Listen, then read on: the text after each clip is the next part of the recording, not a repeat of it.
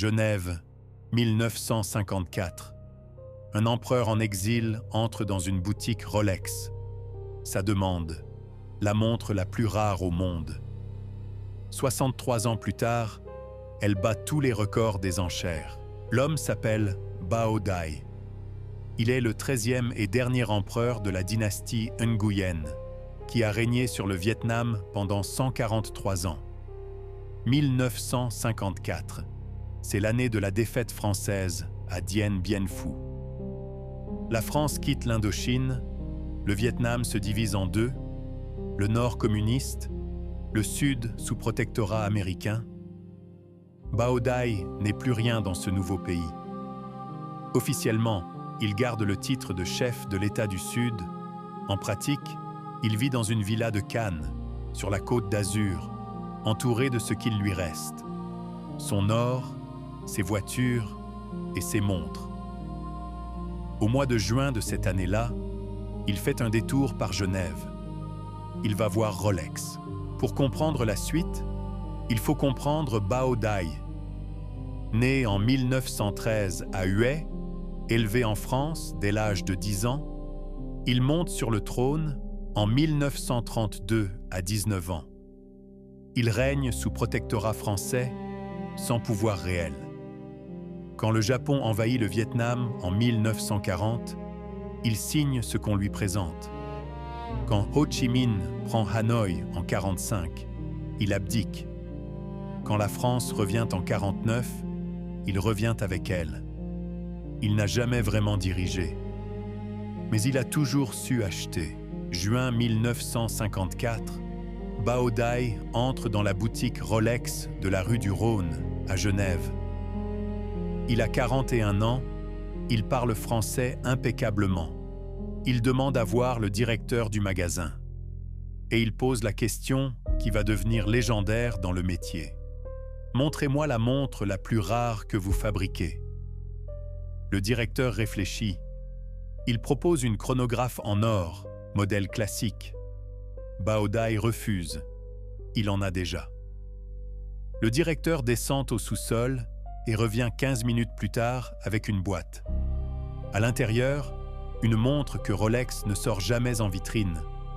La référence 6062, modèle triple calendar avec phase de lune, boîtier en or jaune 18 carats, cadran noir laqué, diamants en index sur les heures paires, et à la place du 12, le mois en lettres. Une pièce commandée en quantité confidentielle pour des connaisseurs internes au marché horloger. Bao Dai prend la montre, l'achète sur le champ.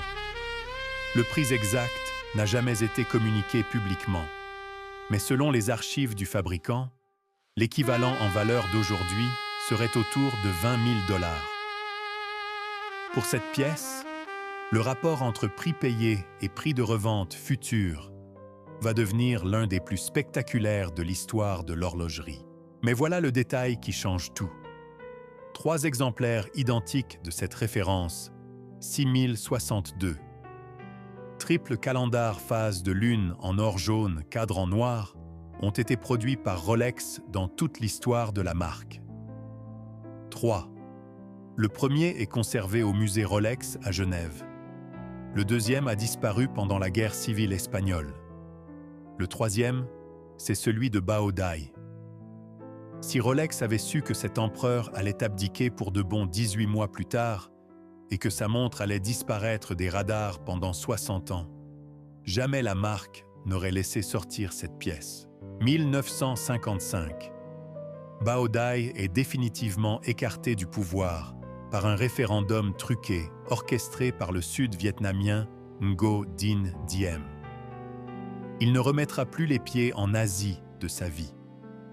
Il s'installe en France, d'abord à Cannes, puis à Paris, où il vit dans un appartement boulevard Lannes, dans le 16e arrondissement. Sa fortune fond. Les rentes que lui versait le gouvernement français disparaissent au fil des années 60. Il vend ses voitures, ses tableaux, ses bijoux. Il vend tout, sauf la Rolex. Personne ne sait précisément pourquoi. Peut-être parce qu'elle lui rappelle ce qu'il a été. Peut-être parce qu'il pense la léguer. Peut-être qu'il l'a tout simplement oubliée dans un tiroir. Bao Dai meurt en 1997, à 83 ans, dans un hôpital militaire à Paris, quasi anonyme. Sa famille hérite, et la montre disparaît officiellement des radars. Aucune mention dans les ventes aux enchères entre l'an 2000 et 2016. Aucune apparition publique. Pendant 20 ans, personne ne sait précisément où elle est. Les collectionneurs Rolex pensent qu'elle est perdue pour de bon. Et puis, le mois de mai 2017. La maison Philips, spécialiste des ventes horlogères de luxe à Genève, annonce sa vente printanière. Au catalogue, lot 34. Rolex référence 6062, ayant appartenu à Sa Majesté Bao Dai, dernier empereur du Vietnam. La maison Philips refuse de révéler le vendeur. Vraisemblablement, c'est un descendant de la famille impériale qui aurait gardé la pièce dans un coffre. L'estimation initiale est prudente. Entre 1 500 000 et 2 500 000 francs suisses, soit 2 à 3 millions de dollars. La salle est pleine ce 27 mai 2017. Les enchères démarrent à 1 million de francs suisses. 30 secondes plus tard, on est à 2 millions. 1 minute plus tard, à 3 millions. Et là, une bataille s'engage entre 3 enchérisseurs au téléphone. 3 acheteurs anonymes, présents à distance, qui n'ont jamais été identifiés depuis. La salle retient son souffle pendant 6 minutes. Le marteau tombe à 5 060 000 francs suisses. Avec les frais d'acquéreur, le total atteint 5 062 000 francs suisses, soit environ 5 200 000 dollars américains. La Rolex la plus chère du monde à cette date. 14 fois plus que le précédent record pour une référence 6062. 500 fois plus que le prix d'achat estimé de Bao Dai en 1954. Le nom de l'acquéreur final n'a jamais été révélé. La montre a depuis disparu une seconde fois, 500 fois plus en 63 ans. C'est ça, la mécanique du luxe d'exception. Pas la Rolex de Monsieur Tout le Monde. Ça vaut quelques milliers d'euros. Ce sont des produits de série à plusieurs centaines de milliers d'exemplaires.